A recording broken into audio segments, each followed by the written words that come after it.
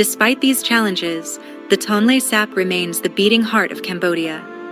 Its floating villages, where entire communities drift with the rising and falling waters, reflect a way of life deeply connected to nature's rhythms.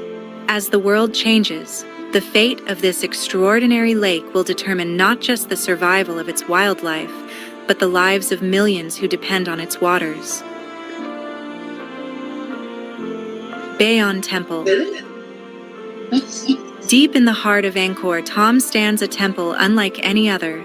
Rising from the ruins of an ancient empire, its stone towers are adorned with hundreds of serene faces, their enigmatic smiles watching over the land.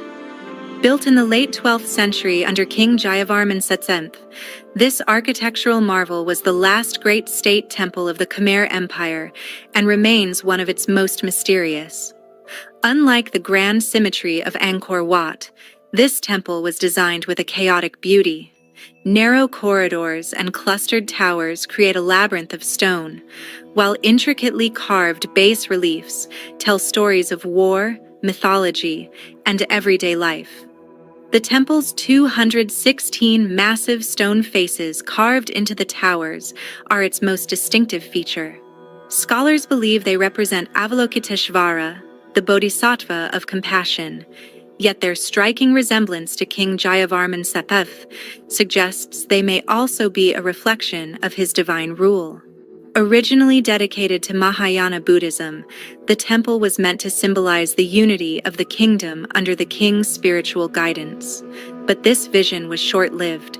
In the 13th century, after the Khmer Empire reverted to Hinduism, parts of the temple were altered, and many Buddhist carvings were defaced. Later, with the rise of Theravada Buddhism, more changes followed before the temple was eventually abandoned to the jungle. For centuries, nature reclaimed the site, its massive stone blocks collapsing under the weight of time.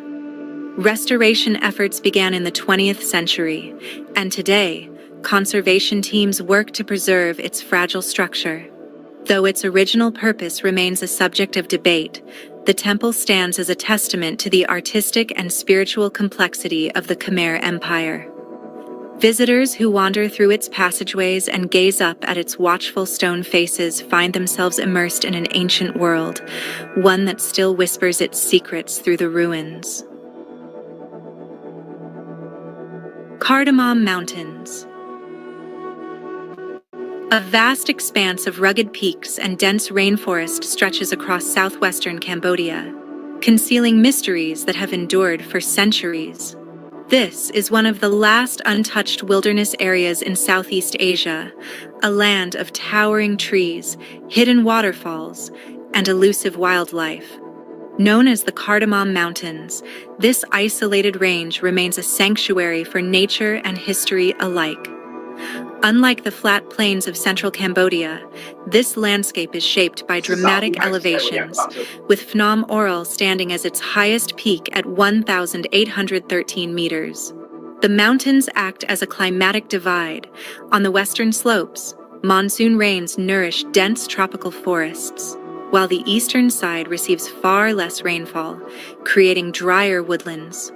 This unique environment has allowed an astonishing array of wildlife to thrive, including endangered species such as clouded leopards, sun bears, and one of Southeast Asia's last populations of wild elephants. But the cardamoms are not only a refuge for nature. Scattered among the cliffs and caves are remnants of a long-lost burial tradition.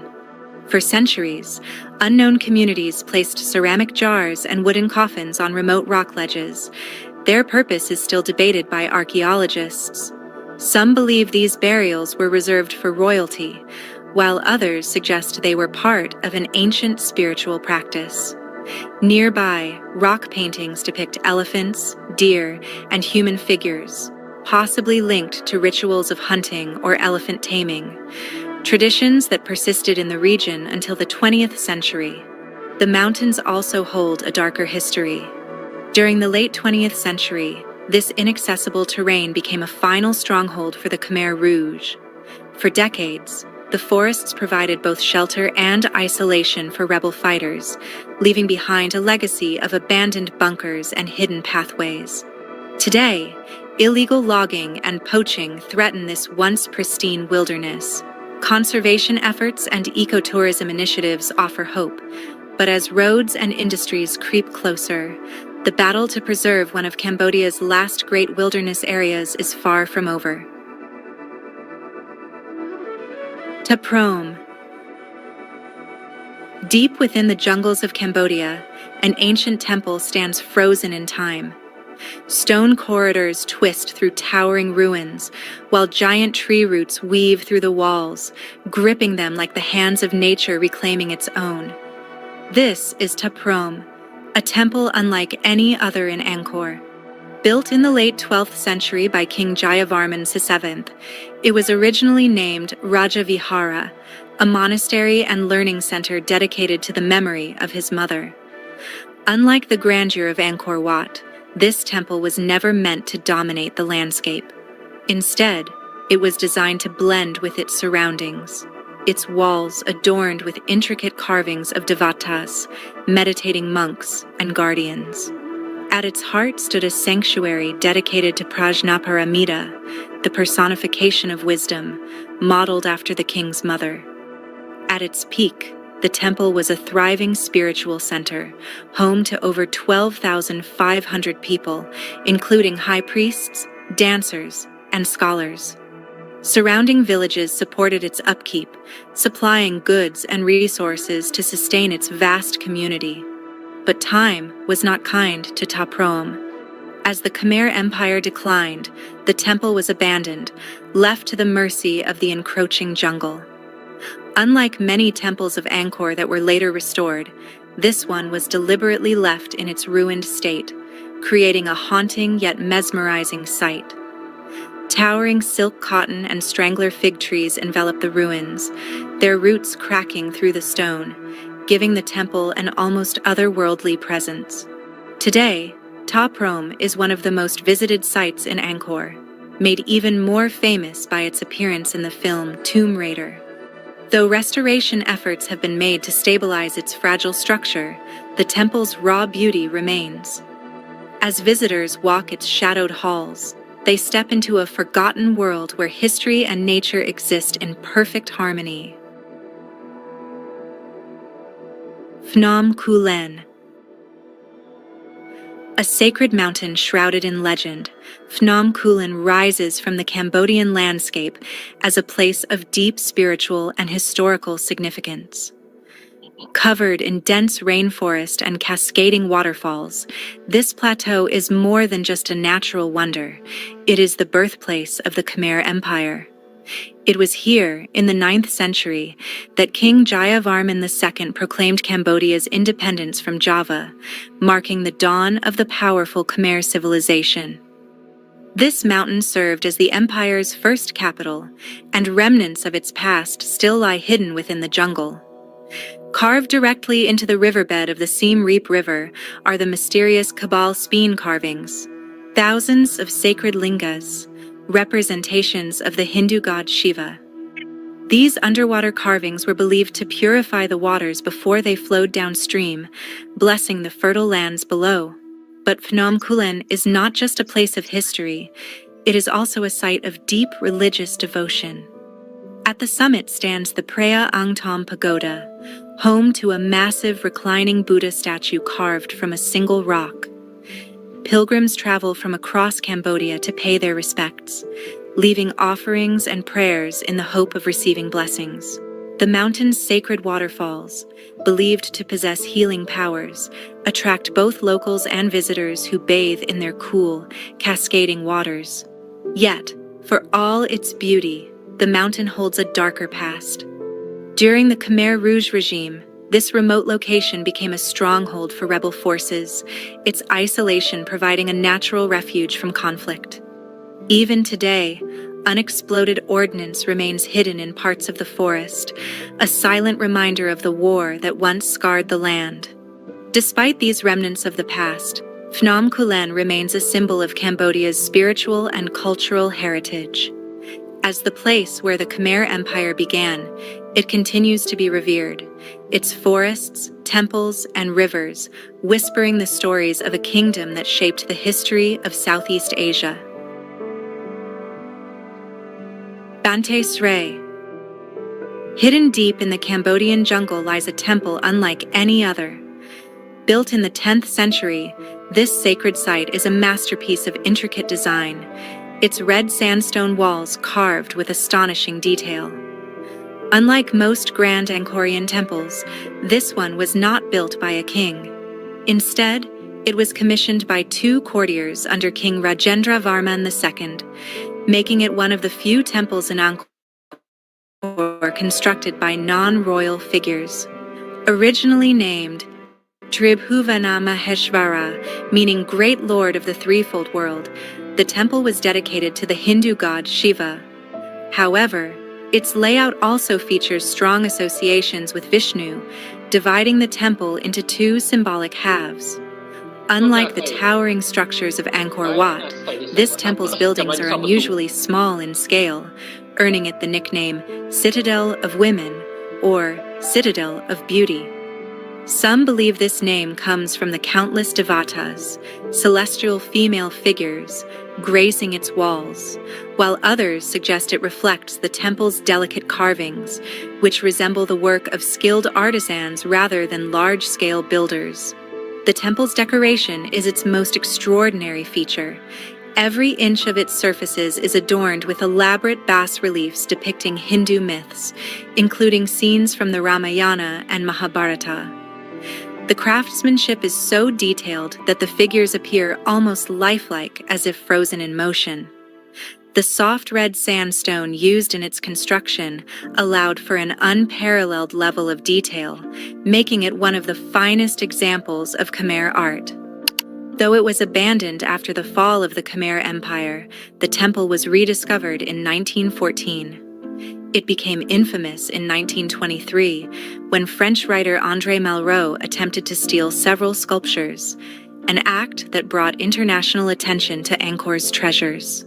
Today, Banteay Sray is carefully preserved, its delicate carvings protected from erosion and vandalism.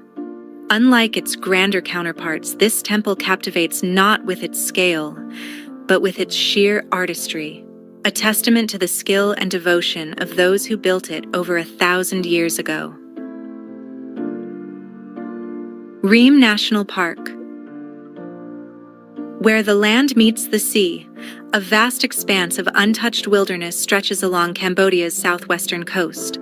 This is Ream National Park, a sanctuary of rivers, mangrove forests, and coral reefs, home to an extraordinary diversity of life.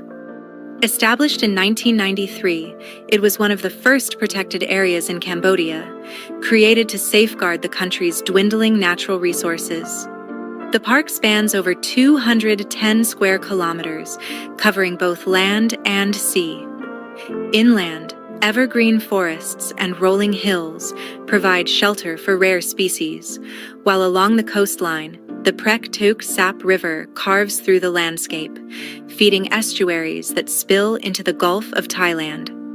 Offshore, the islands of Koh Thmay and Koh Se are surrounded by seagrass beds and coral reefs, teeming with marine life. This variety of ecosystems makes the park one of the most ecologically rich areas in Cambodia. The biodiversity of Ream National Park is astounding. Among its dense forests, rhesus monkeys swing between branches, while the elusive mouse deer moves silently through the undergrowth. Endangered saris cranes and pelicans soar over the wetlands, while in the turquoise waters, dolphins glide alongside dugongs, one of the region's most endangered marine mammals. The mangrove forests act as a crucial buffer against coastal erosion and serve as a nursery for fish and other marine species, maintaining the delicate balance of life. But despite its beauty, Ream faces ongoing challenges.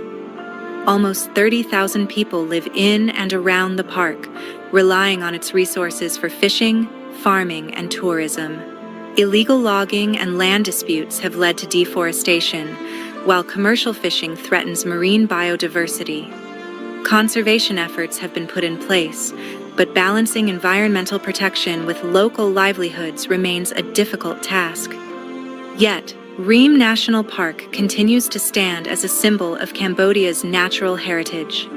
Its vast landscapes and diverse wildlife offer a glimpse into a world where nature still thrives, reminding all who visit of the importance of preserving these wild spaces for future generations. Ko Khair. Deep in the forests of northern Cambodia lies an ancient city lost to time. Unlike the famous temples of Angkor, this forgotten capital was once the center of the Khmer Empire, ruling over the region for a brief but powerful period. Known as Ko Khair, or historically Lingapura, this remote archaeological site is home to a unique collection of temples, monuments, and a towering pyramid unlike anything else in Cambodia. In 928 AD, King Jayavarman IV broke away from Angkor and established his new capital at Ko Khair.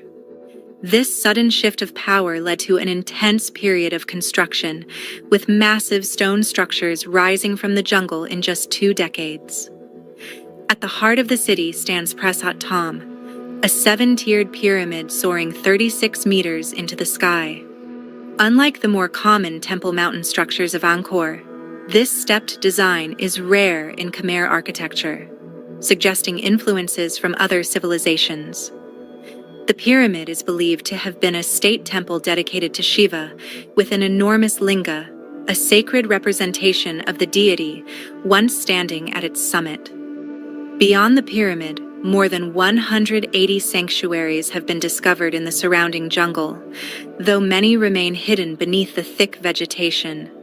Intricately carved statues, once adorning temple walls, have been looted over the centuries, with some now displayed in museums around the world. Despite this loss, the temples still showcase the distinct Ko Khair style, with massive guardian figures and expressive stone carvings reflecting a bold artistic evolution. After the death of Jayavarman IV in 941 AD, the capital was moved back to Angkor, leaving Ko Khair abandoned. Though its reign as the Khmer Empire's center was short-lived, its architectural legacy endures. In 2023, UNESCO recognized Ko Khair as a World Heritage Site, cementing its place among Cambodia's most significant historical treasures. Today, as restoration efforts continue, visitors who make the journey to this remote site are rewarded with a glimpse into a forgotten chapter of Khmer history, where the jungle and ancient ruins exist in a delicate balance. Preah Vihear Temple. Perched atop a 525-meter cliff in the Dangrek Mountains, this ancient Hindu temple stands. Hello, good evening, everyone from Asia and from all over the world. Welcome to the 53rd CPD Asia, the online CPD platform for Asian Radiologic Technologist Societies. And hosting the CPD Asia today is the Associations of Cambodian Radiologic Technologists. My name is Putu Irma, and I'll be your program host for today. And we are also now live streaming on YouTube, so you should be able to watch this program at our YouTube channels at MSR, or at Pari YouTube channel at Pari_official or via RT channel. So without further ado, to formally start the program, I would like to invite the presidents of Associations of Cambodian Radiologic Technologists, Ms. Sophia Lee, to give an opening speech. Ms. Sophia Lee, whenever you are ready, the time is yours. Okay, thank you, sister. So good evening, everyone, and our president, distinguished guest speaker, respect college, and all friends here and across of the Asia. So it is my great pleasure to be honored and on behalf of the Association of Cambodian Radiological Technology. We welcome to all of you to the 53rd CPD ASIA 2025. So this evening is very grateful, and we are so excited to be the host for this year and for the CPD. This is the third time for Cambodia to be the host this year.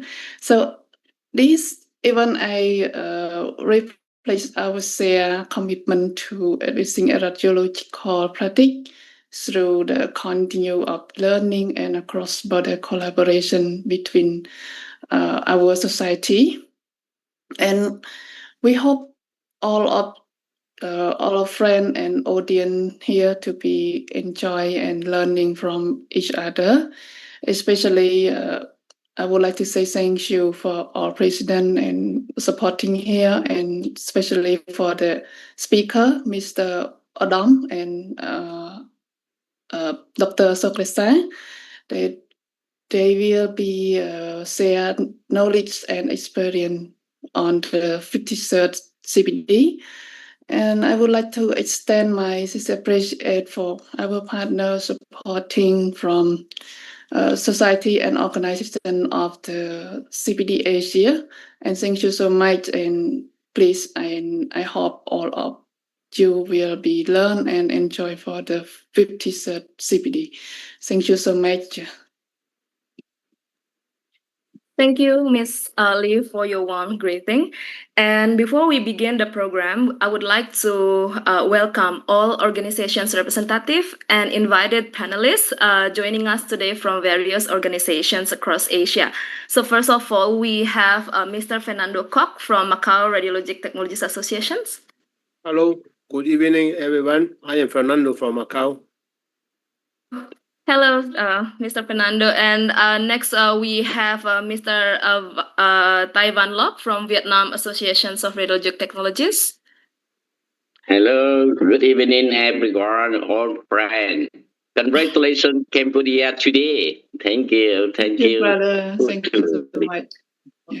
Thank you. We also have the president of Singapore Society of Radiographers, Ms. Dennis Chung. And also Mr. Huo Kui Yuan from Taiwan Society of Radiologic Technologists. We also have the president of Laos Associations of Radiologic Technologists, Mr. Sifile Itanseng. And Mr. Yusuke Akita from Japan, and sending the warm greeting as well from Japan from Mr. Katsuhiko Ueda. And also we have Mr. Chun Yuan Tu from Taiwan Associations of Medical Radiation Technologists. And Mr. Nan Tat Ming from Hong Kong Radiographers Associations. Hello, everyone. Enjoy the evening's Asian CPD. Thank you. Thank you. Also, warm greeting was sent by Mr. Ruben Lorenzo, the president of Philippines Associations of Radiologic Technologists, and Mr. Sugianto from the Indonesian Society of Radiographers, or PARI. And also we have Mr. Vitarana Wimalasena from Sri Lanka. Hello, good evening, everybody. Thank you, Irma. I congratulate the Cambodian Society for this wonderful CPD Asia this time. Thank you. Good night. Good evening. Thank you. Thank you. And also joining us today as invited panelists, we have Ms. Chan Lai Kwan from Malaysia. Hello, everybody. Good evening. Congratulations, Sophie, to host this time the webinar. Thank you, Madam.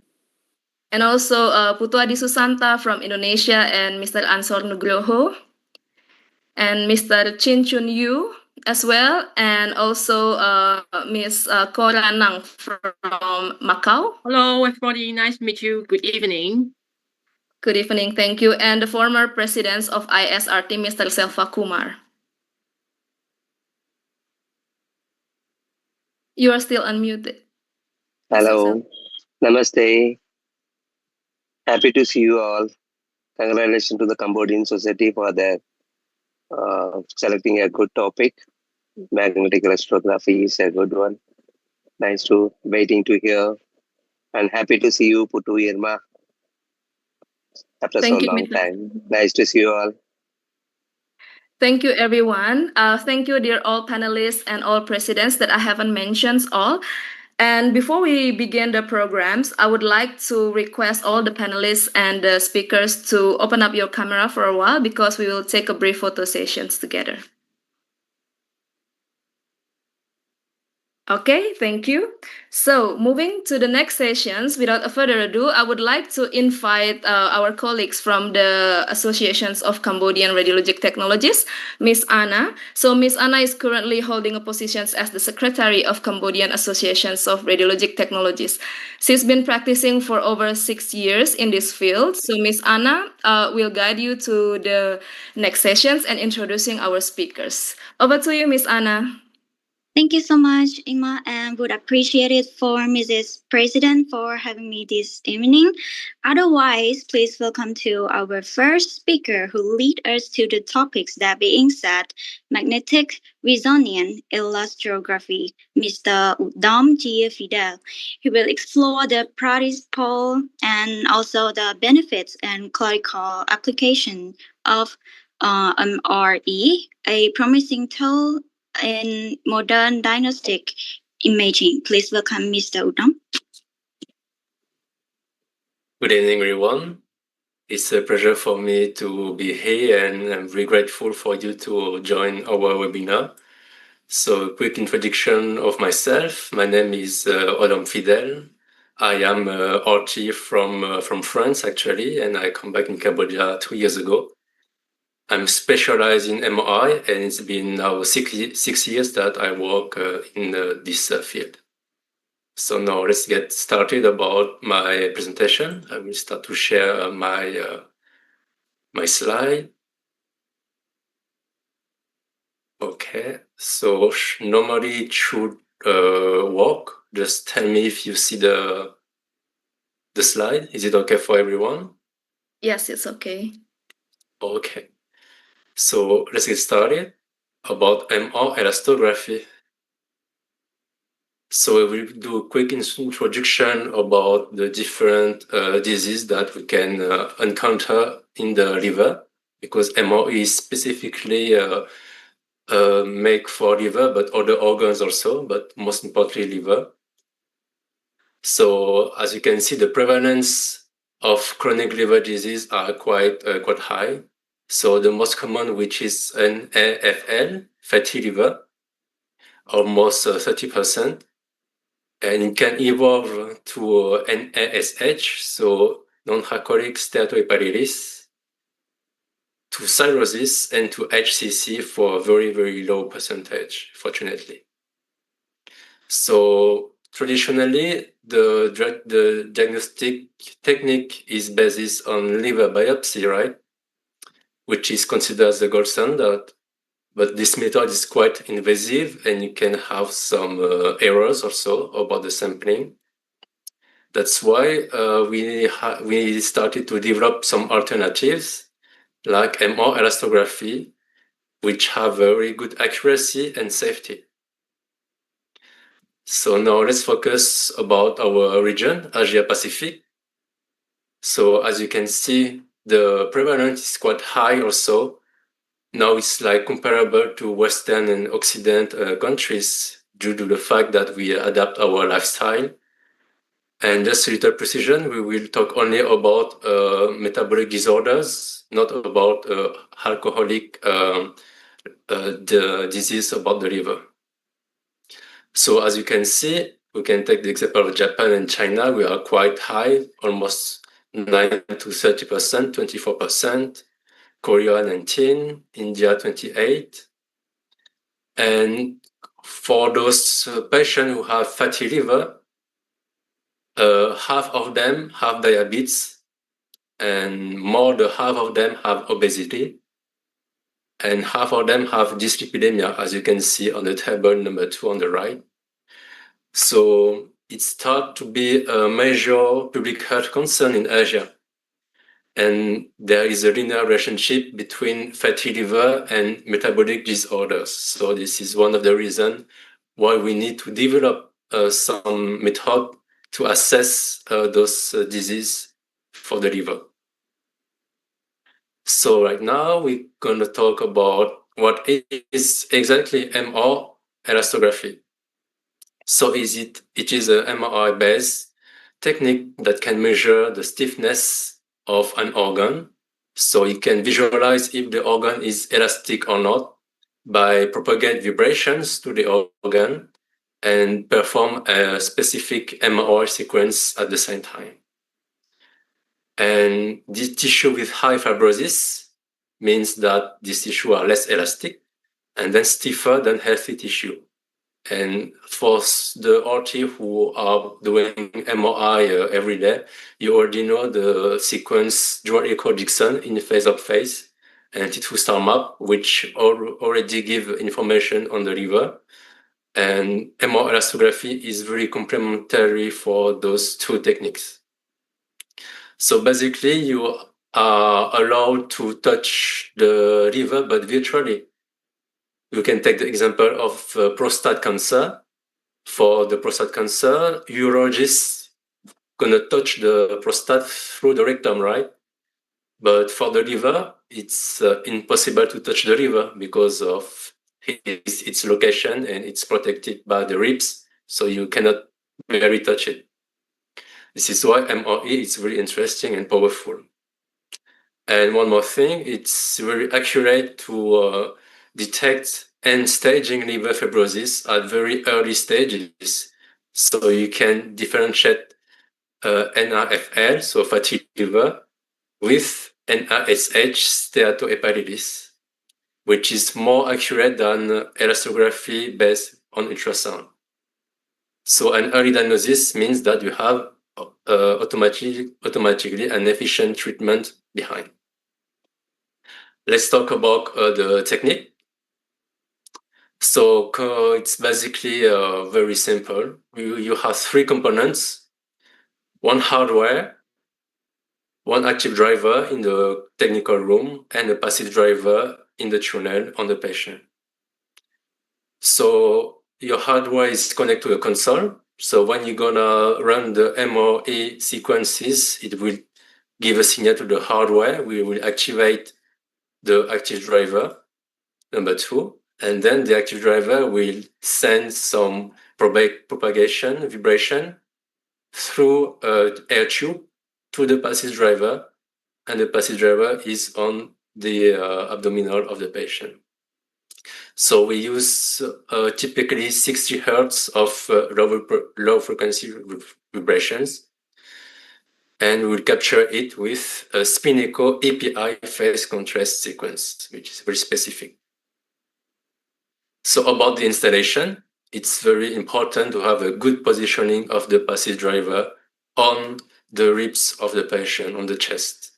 So as you can see, we need to put it on the right side, a bit oblique, not very on the side or on the abdomen of the patient, but oblique on the ribs. And it is also advised not put it directly on the skin because of the sweat of the patient. And for good results, we need to do it at end of expiration. Now about the clinical applications about this technique. So we already say that it can detect early and stage liver fibrosis, so grade 1 to grade 4. You can differentiate fatty liver with steatohepatitis, so with inflammation.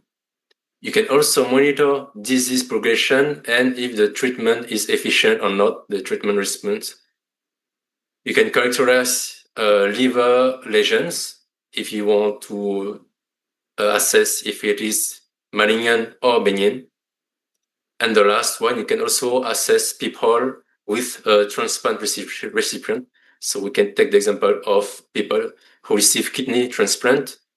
After years and years, the kidney will develop a nephrotic syndrome, which is transduced by a fibrous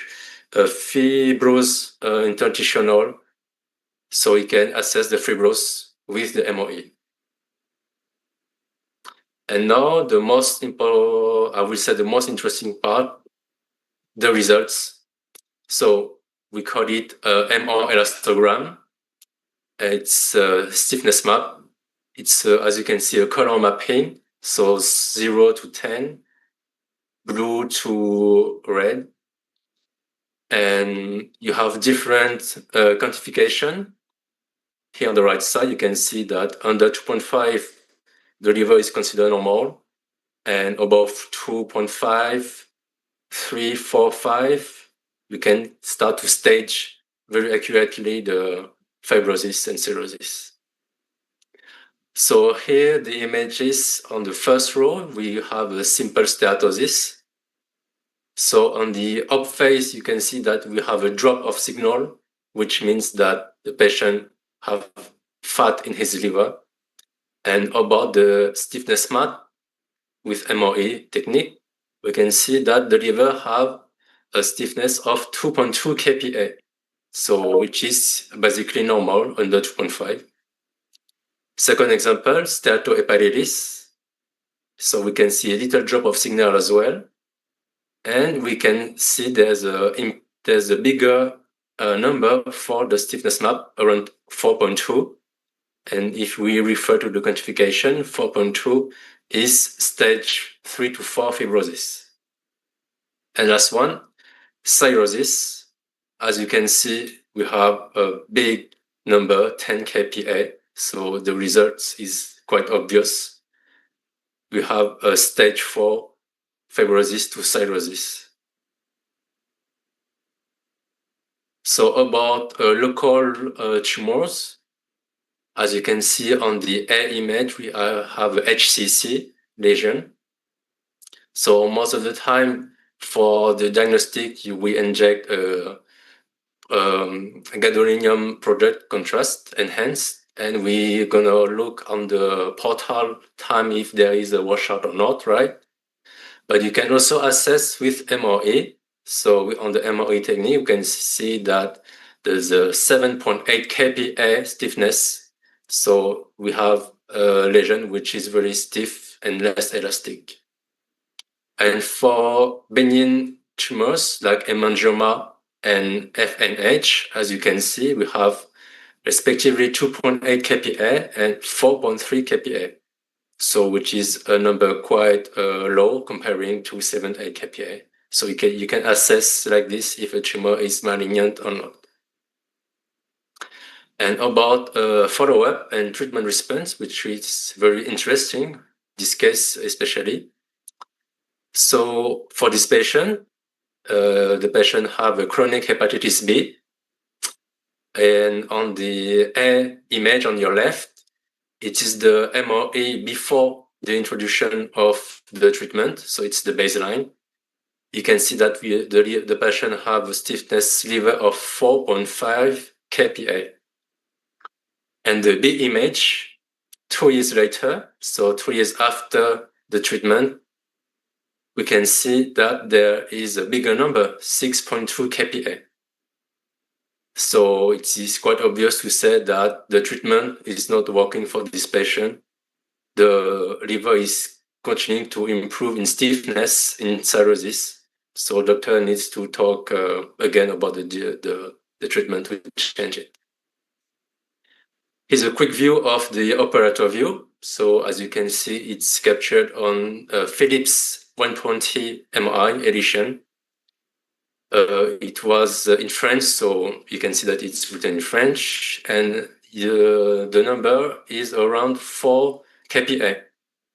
So 4 kPa, if we go back to our quantification, 4 kPa is about stage 2 to stage 3 fibrosis. So to assess the quantification, you just need to put ROI around the liver. Usually you put 2 or 3 ROI and you take the median of it. Here, a quick view of the parameters. I think I don't have time to explain everything. I think that your application engineer will be more agree to do it. But basically, you have a lot of parameter, and here you have the chronogram of the sequence on the right bottom. So as I said to you, it's a Spinico API, like the DWI sequence, but it is very specific for MOE. And actually, you can also assess other organs. If you want to assess kidneys, if you want to assess spleen, you just need to put the patient prone on his belly and put the passive driver on the back, as these organs are more posterior. And a little conclusion about all the aspects of MRE techniques. So the advantages, it's non-invasive, reproducible and applicable to a lot of patients. It's more accurate than ultrasound. And with obese patient, you can make a better results about it on 1.5T. About limitation, right? It's very limited availability. If you are not a hospital specialized in liver or gastrointestinal disease, maybe your hospital will not put this quite expensive with specific equipment. And depending on the patient too, there's a lot of breath hold sequence to do. So quite difficult for the patient also. And future directions for MRE. So I was showing you mapping, which is 2D sequences. But in the future, we would like to develop 3D MRE. So like this, you will have a whole map in 3D of your liver. You can know which zone is stiff or not in a 3D map. You can also improve the differentiation between fibrosis and inflammation, which have the kind of the same KPA quantification, so it's a bit complicated to differentiate it now. And you also can apply it in other fields like cardiology, neurology, muscular, and I didn't write it, but you can apply it for breast also. And that's it. I hope that you enjoyed this topic. And if you have any question, just let me know. Thank you for your attention. Au contraire. So thank you so much for your clear explanations and also the informations.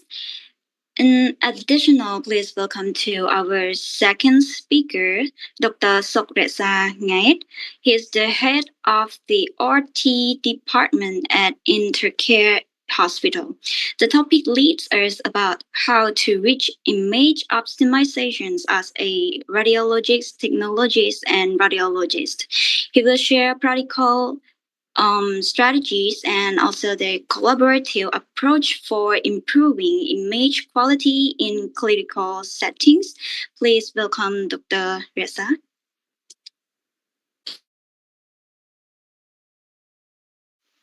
Okay, good evening everyone. I hope you have a great day. This is me, Dr. Reza from Phnom Penh, Cambodia. I am very excited to be a speaker today for the event of 53rd CPD Asia. It's my pleasure to serve you as your online host for this important event. And during that time, on behalf of Association of Cambodian Radiology Technologists, I would like to extend the warmest welcome to everyone joining online today. I believe this online forum brings together the best mind and most dedicated professionals in our field, and we are so grateful for your presence today. So I'm sending to all the fellow of association, society, college that attending from across the Asia. Your participation is very, very important to make this Congress such a vital and dynamic event for professional development. At the time, I would like to take this moment to special thank to the key individual, Mrs. Sophia, as the extreme president of Association of Cambodia Radiology Technologists, and thank you for your invitation to participate as a speaker.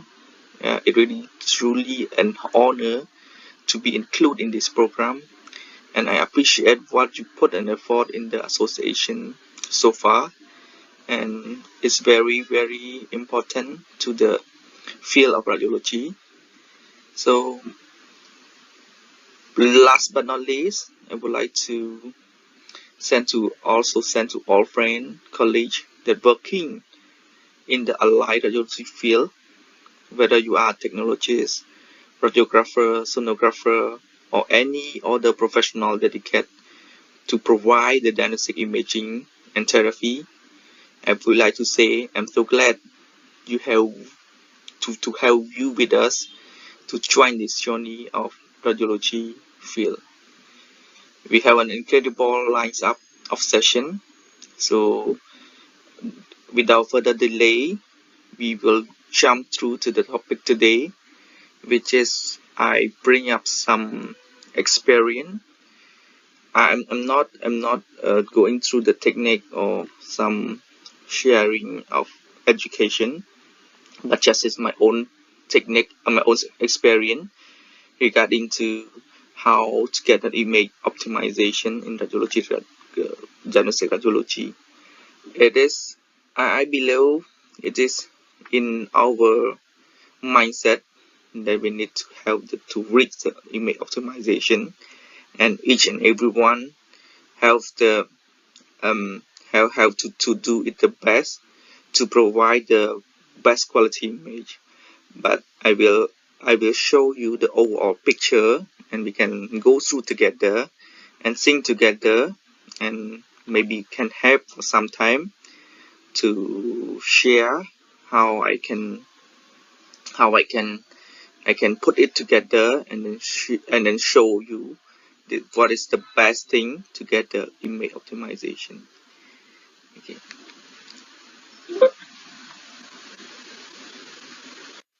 Okay, before we move on, I would like to take some minute talking about the general aspect of VR working every day. So in the radiology field or imaging field, we have two, I believe we have two main character that play very important role and play the different position, but have the main task and main role the same, which is the radiology technician, to produce, to practice, to go direct with the patient to get on the very good image. And the second main character is radiologist. Radiologist and radiographer will work together to produce one accurate diagnostic result imaging to the patient. And so the referral or the referral doctor will have a good analysis to the patient and do the good and do the right treatment to the patient as well. So this is very important. It's kind of like a bird wings that we can have. If we don't have the wing of the bird cannot fly. So very important for imaging for the service. So in this topic today, we will go deep through of how we can get the image optimization using the two important characters, how they can play together, how they can interact with each other, how they can commute with each other to get the best quality imaging. So I can say the factor boosts the diagnostic accuracy. I can say it comes from two big picture or two big factor that we can see. One is quality of image, and the second is capability of radiologist. Quality of image, it will list down and break down to the human resource, which is the capability of radiology technician, the machine capability, the protocol and technique, the tip and trip, and also somehow the experience practice that they do. So I will include in the quality of image. So the quality of image reach whether it have all those factors inside. So I will collect it and make it for one factor as image quality. So radiologists will base on the image and do the analysis, also with patient history, clinical data. But the main task to see is to see the look in the image. The quality of image will affect more to radiologists, and radiologists will determine and analyze and put the result whether the image provided by radiology technician. So I think the quality of image is very important, and capability of radiologists is the second most, because they have the many subspecialty to reach out. General radiologists will do for certain part, but not all the part. So we need to select the right radiologist, the right subspecialty radiologist, to the right protocol, to the right image, to the right study. So quality of image align with the right radiologist, align with the right skill of radiologist. We got the accuracy of in diagnostic. So this diagnostic making is based on two main sides. So in the big picture of quality image, I can break through the three main points that we can reach out, which is one is quality of radiotech. I mean the quality, I mean the human resource, the knowledge that radiotech can do in order to produce the image. And the second is capability of the machine or the modality. If the radiotech is very professional and they have many experience in doing such a thing, they know many sequence, they know many tips how to talking to the patient. They know how to manage the image. They know how to reconstruction, but the machine is not the right thing for them to do. So the image quality cannot reach the optimization. And the third is patient cooperation. So I put on three. Maybe some of our friends can go further than this, but I think this is the three main factor that affect the image quality. So I will focus on the number one is quality of radiology technician. So radiology technician is very important because he or she will go direct with patient and to get the image from the patient. So he need not only the technical skill but interpersonal skill, which is he can go with the patient and explain the patient how the procedure will be going on, and flexible with the younger patient, pediatric patient, and also they will know the image error, image artifact, image unacceptable image that they can repeat at the time, or they can know the cause of the error image, and then they can fix it. So this is very, very tough job that radiotech need to do. So it's not simple like our concept before. Radiotech is just a press a button and it's done. It's not like that. Radiotech play many important role in this field. They did many things. They fast on. They act like the first fighter, the first barrier fighter in first line, and to fight for the picture to image for radiologist to read. So radiologist is the backside office to see what's the image they get from the radiotech. The second thing is ability of the machine to the high tech or cutting edge of technology that used in a machine. I can example some very simple example like the capacity of the machine, or the how many slide, how many the machine can do, and compared to the oldest one.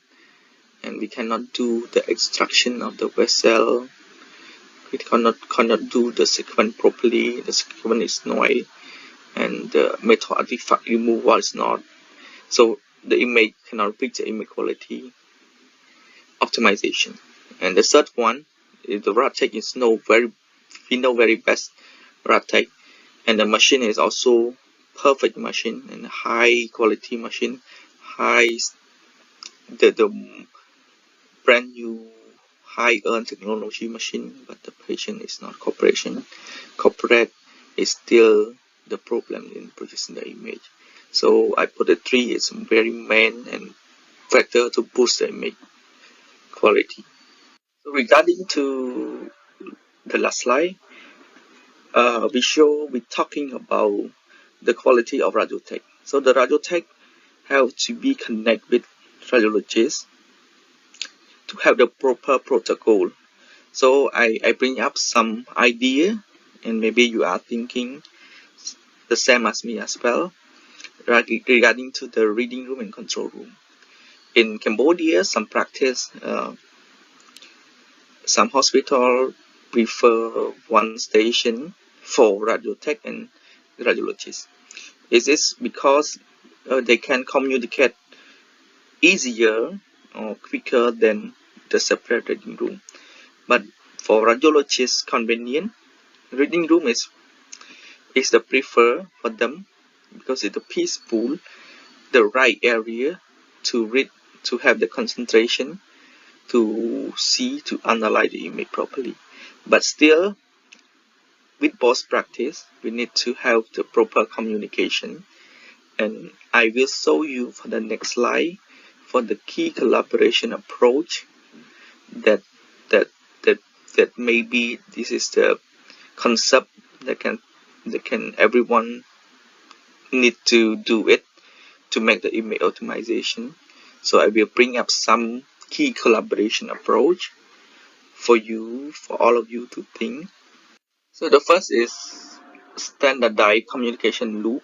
So it's very important that radiology technician need to communicate with radiologists whether the image is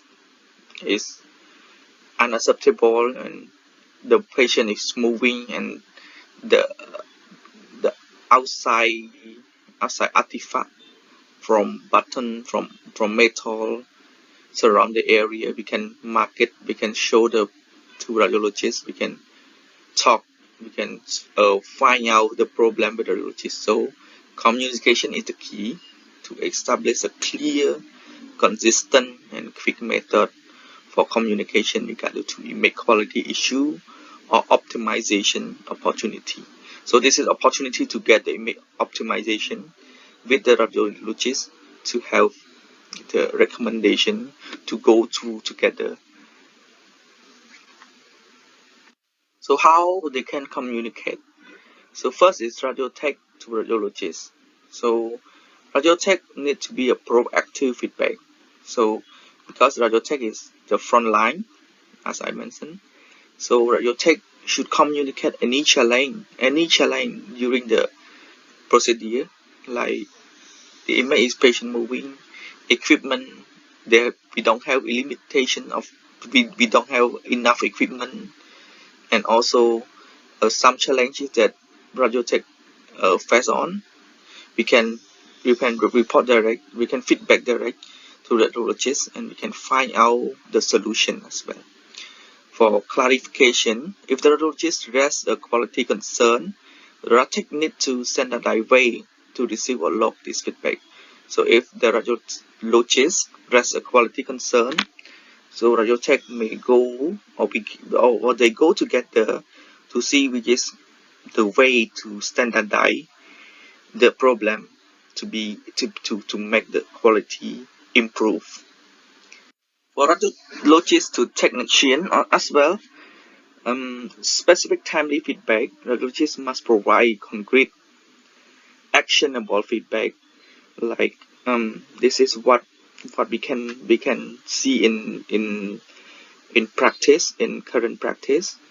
If the image is not good, radiologists should not to just report image quality is poor, but should go deep to see how you can fix it, how the image is not reach the optimization, reach the high quality, what's wrong with that, so we can feedback in the right way so that Radiotech can do it more better next time, or can repeat the patient, like the shoulder rotation is too internal because the image that provided we cannot see the sensitive area, the high quality, the high KV, or it's too dark, or the segment is not enough to see the some pathology. So we can discuss with Radiotech to redo it. Additionally, for protocol review, so this is very important for radiologists. Radiologists should lead to preview the protocol inside the department, to review and approve for image protocol. So for some image protocol like CT and MRI, they have a specific protocol for trauma, for prostatic MRI, for certain thing. Radiology should be the one who involve it and set the protocol direct to Radiotech, and to ensure they meet diagnostic requirement, while the tech contribute expertise on feasibility and practical application. So when the communication channel is reached at that point, so we can second the root cause analysis, which is RCA. When the significant quality issue arise, perform a joint RCA, which means we need to see the root cause. Like the image is noise in MRI. We need to find out what is the main factor that causes the image noise, image artifact, and the position as well. So RCA should be produced to determine the cause. If the cause is a technical or parameter, technical is mentioned to the parameter choice, or the clinical, patient condition, cooperation, or protocol failure. So we need to find out it and we need to discuss. So last but not least, radiographer and radiologist should have the mutual education and role understanding. So both of them, when we want to reach the image optimization, in fact, education is the most. Tech need to understand the diagnostic criteria. It is a must. They should be educated on why a certain position or technical is critical, which anatomy the radiologists need to visualize, and why artifacts are detrimental. So this is what radiology tech should learn, and radiologist education also should be educated on the technical limitation of the equipment. So we need to understand each other, we need to learn from each other, we need to see from each other, and the one who can lead to see through, radiologists can go through it, to lead the discussion, to read the root cause, to see what happened, and then we can reach the image optimization. Without the clear communication, without the clear proper protocol communication, Radtech also not be able to produce a high quality image. So, and the time required for complex accreditation, so this is also important. Last but not least is cross training shadowing.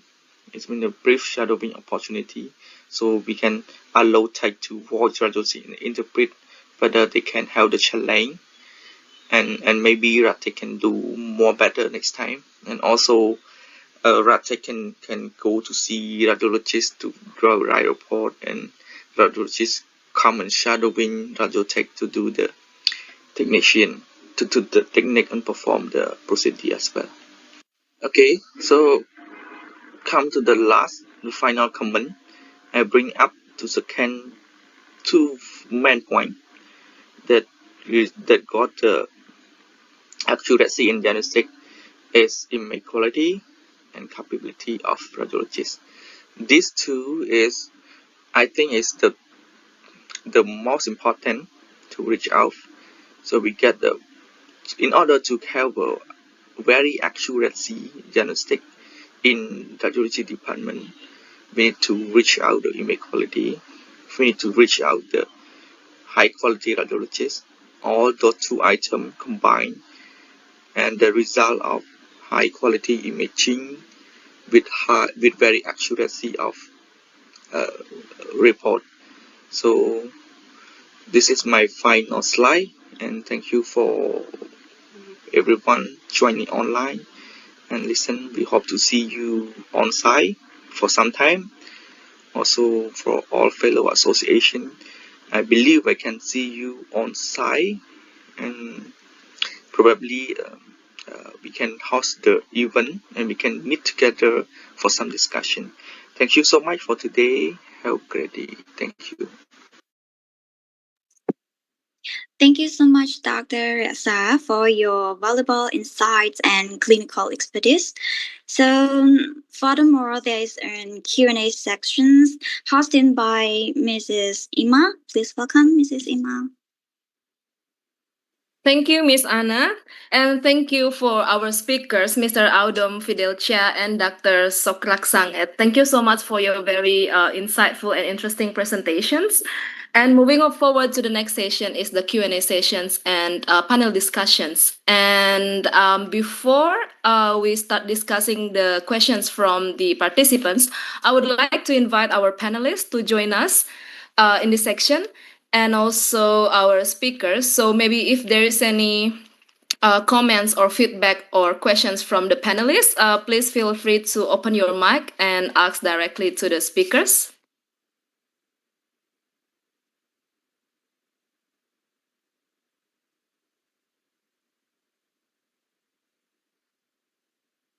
Is there any comments from the panelists?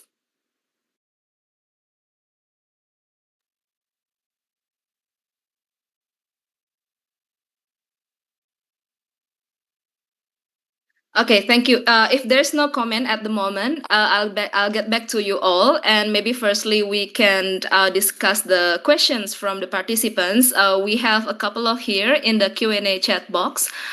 I think the first question is directed to Mr. Audom. So with increasing populations of obesity, we could foresee an increased cases of fatty liver. Although the MR elastography provided better differentiations, fatty liver and liver fibrosis in terms of cost effectiveness, is it a viable choice over conventional ultrasounds-based fibrosis? Mr. Audom, would you like to address these questions? Sure, thank you for this interesting question.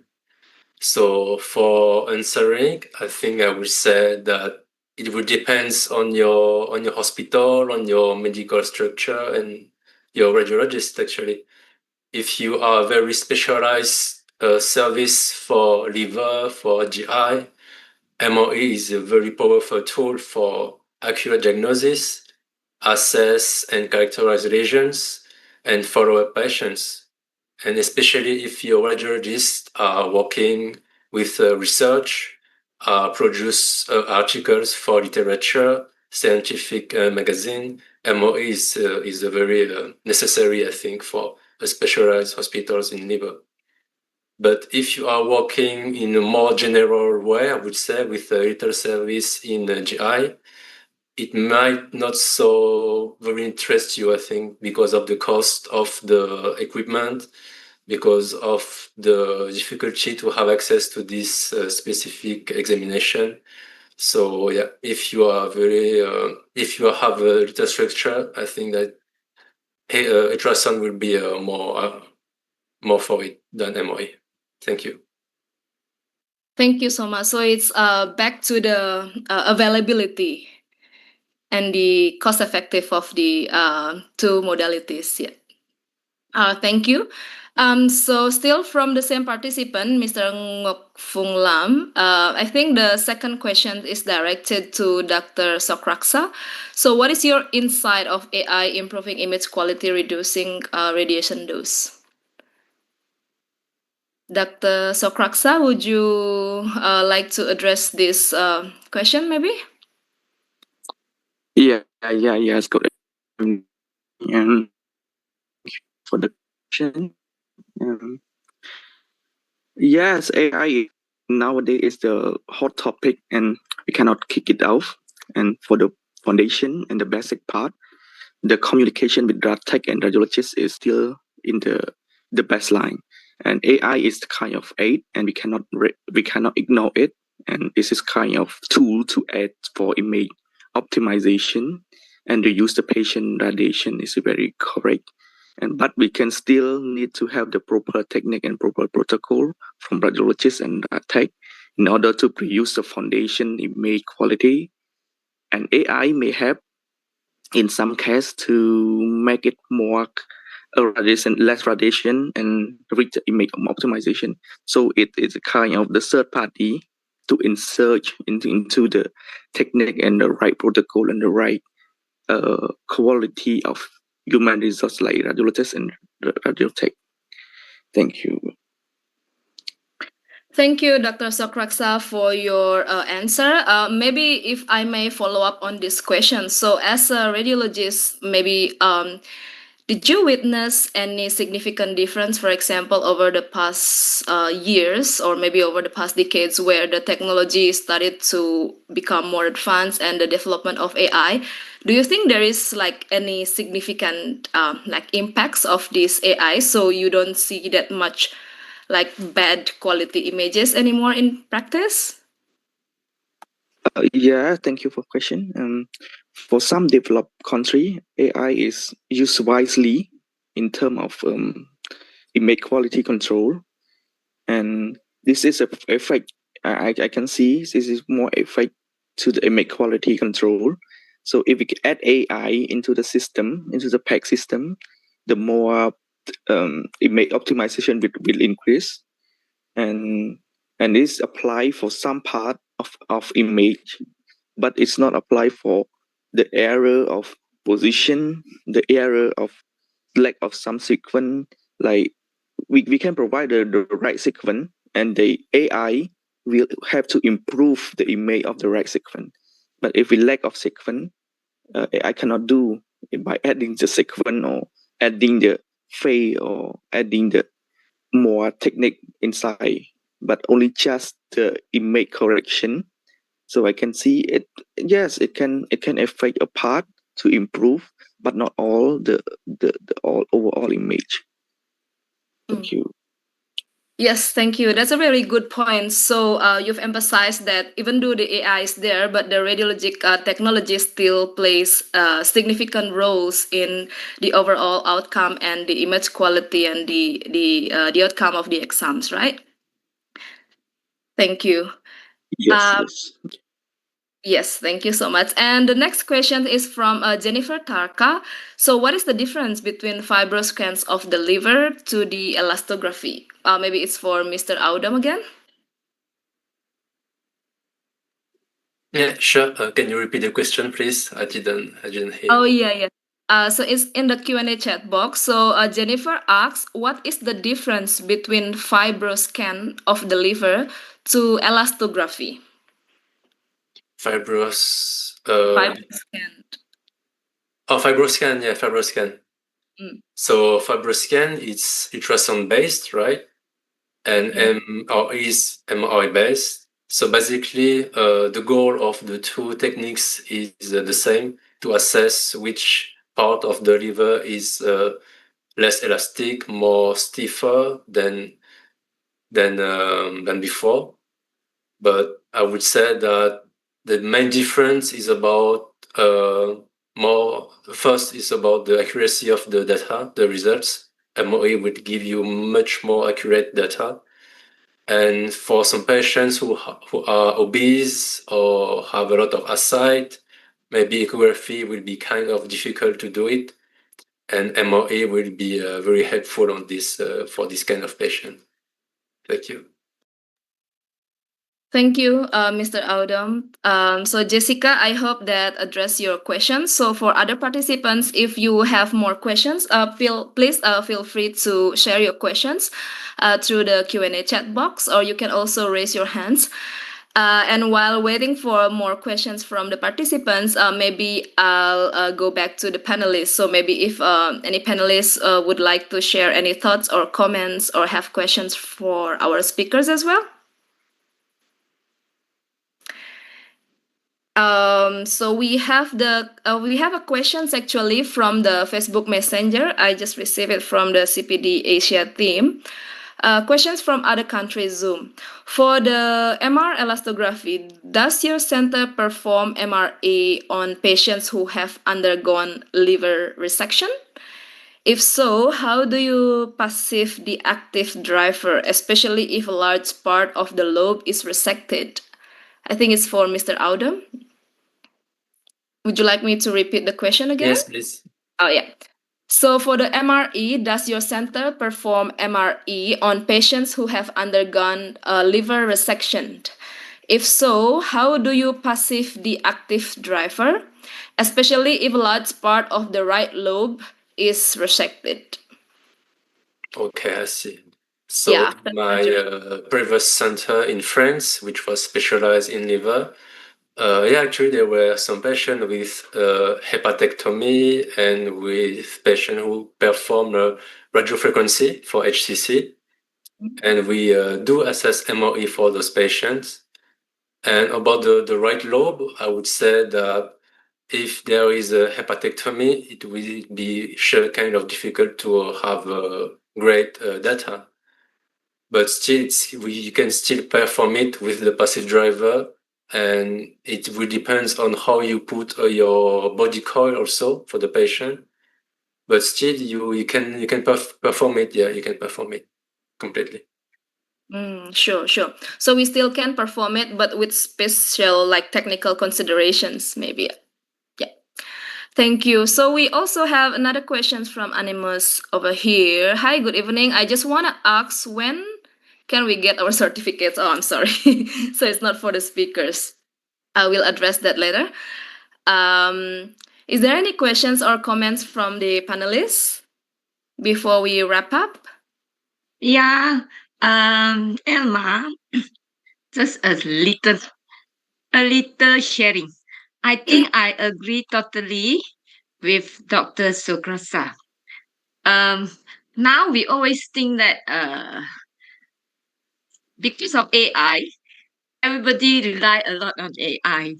But I feel the technologies cannot leave their skill because until today, we still don't have a software AI that can take over the technology skill, especially in positioning and exposure selection. So because each individual patient is unique. So you at current, I cannot say in the future, currently I think no data we can fit in to a AI deep learning or what learning that can make it able to assess patient for positioning exposure. So we still want to encourage our technologies. Keep your skill, upgrade your skill. The machines at this moment cannot take over you. So you actually are very responsible for the image quality, no matter how advanced the technology you have. That's all I want to share. Thank you. Thank you, Ms. Chai Lai Kwan. Totally agree with you. Is there any more comments from our panelists and more questions from the participants?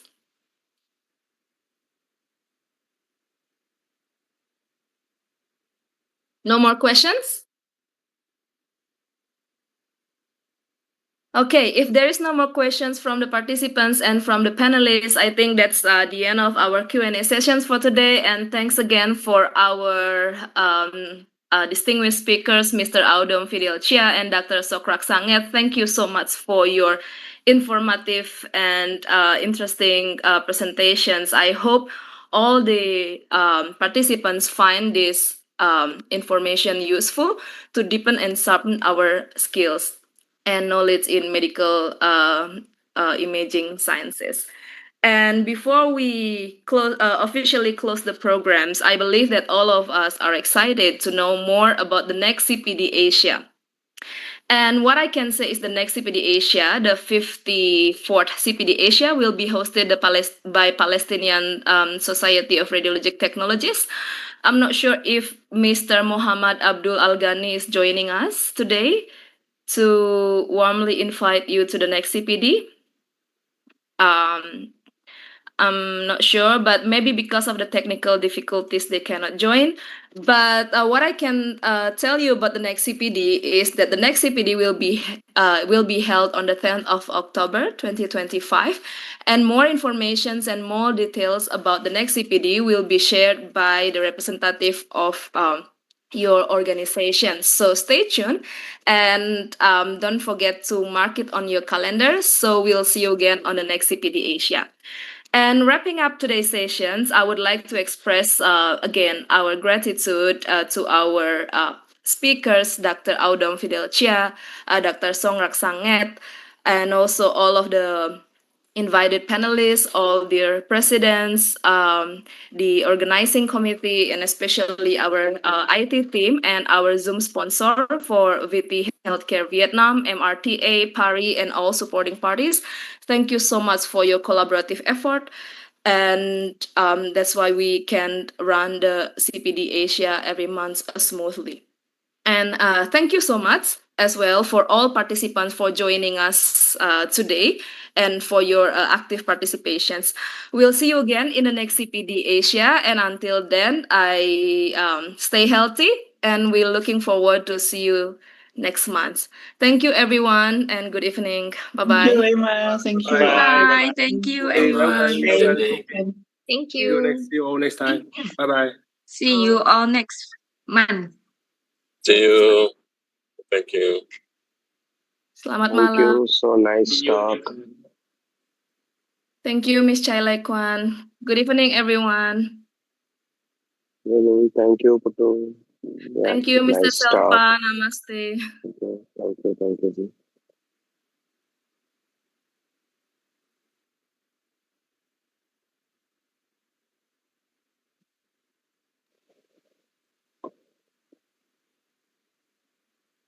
Record.